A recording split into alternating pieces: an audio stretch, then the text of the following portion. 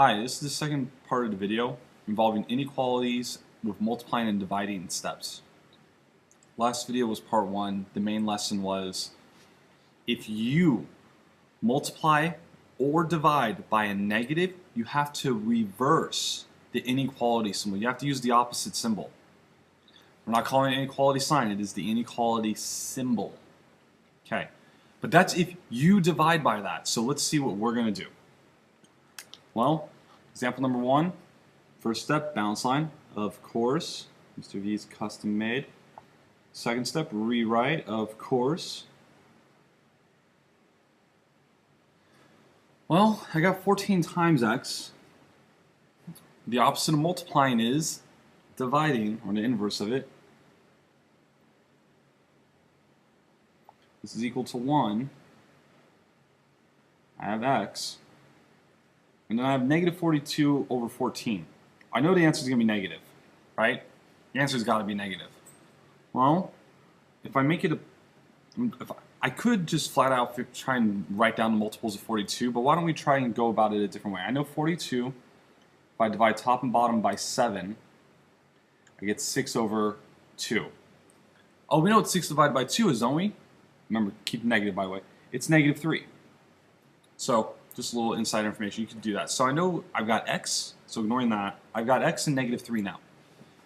The question is, hey Mr. V, do I reverse the inequality symbol? Well, let's think about what you just did. You divided both sides by positive 14. Both sides you divided by positive 14.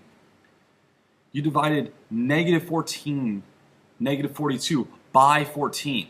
If it was by negative 14, then you'd switch it. But you don't do that in this case because 14 was positive. So you leave it alone. Let's check to make sure we're good on that. I think x is greater than negative 3. All the answers for this equation are bigger than negative 3. There's no equal signs, so my answer is an open circle. And if I want bigger than negative 3, bigger is positives. Positives are bigger than negatives. So here we go. All the way on. By the way, the numbers I don't have here, it still keeps going. It's not stopping. I could use positive 1 million. As long as it's on this side of the number line, it doesn't matter. Here's my check. 14 times some 0. Is it greater than negative 42? Well, I'm going to choose some number that I went over. Well, I could choose negative 2, or I could use 2, or I could use 0. Use 0. I'm going to use 0. 14 times 0 is 0. And is 0 bigger than negative 42? Yeah, 0 is bigger than every negative. So this is definitely true. So we're good. So it gets a little tricky, doesn't it? We didn't divide by negative 14. We divided by positive 14. So the inequality symbol stayed the same. So you gotta be a little careful about that. That's why I did example number 1. Gotta be careful about it. Let's go on to example number 2.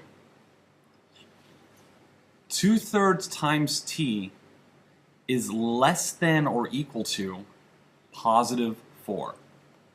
Okay, here we go. Balance line. I'm going to rewrite. I got 2/3 t less than or equal to 4. Well, Mr. V, the opposite of multiplying, right? The opposite of multiplying is dividing. That's right. Unless it's a fraction. Don't do it because we know we're going to have to multiply by something else eventually. So what should we just multiply by? The reciprocal. I would multiply both sides by the reciprocal. 3 over 2. Right? Well, 3 divided by 3 is 1. And 2 divided by 2 is 1. So all I got left over here really is t. Well, what do I do with the 4? There's a couple things that you can do with 4. We can take 4 divided by 2 times 3. We can just divide 4 by 2. Or we could put a 1 underneath it, multiply straight across, and then divide. I'm going to do that. 4 times 3 is 12 divided by 2. Nothing to do with negatives. Ain't no negatives over here, so don't worry about it. So t is less than 6. Hopefully. all the answers are less than 6. So let's see, less than, so that's an open circle, right? Less than what's less than a positive? Well, negatives are less than positives, so let's head towards the negatives.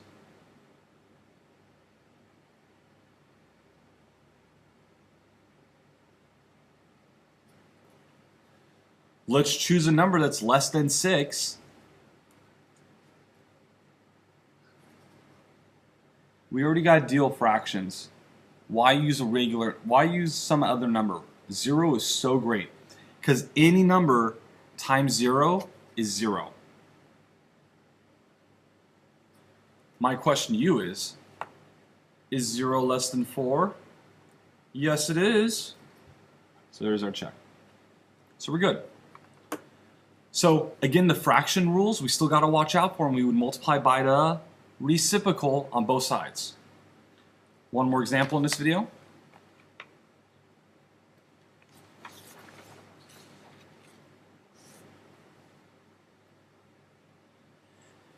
Z divided by 8 is greater than 4.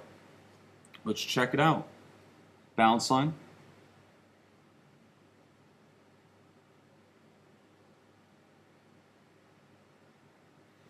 Opposite of dividing by 8 is, the inverse of dividing by 8 is multiply by 8. So I'm going to times by 8.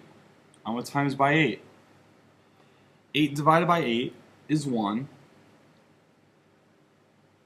So Z, anything about a negative? Did anyone hear anything about a negative? You guys over there in the back? No? No negatives, so we ain't worried about that. The symbol stays the same. 4 times 8 is 32. Z is greater than, bigger, and or equal to. So if it could be equal, we better put a solid circle, a closed circle, a full circle, whatever you want to call it. Z is bigger. Well, negatives are bigger, and negatives are going this way.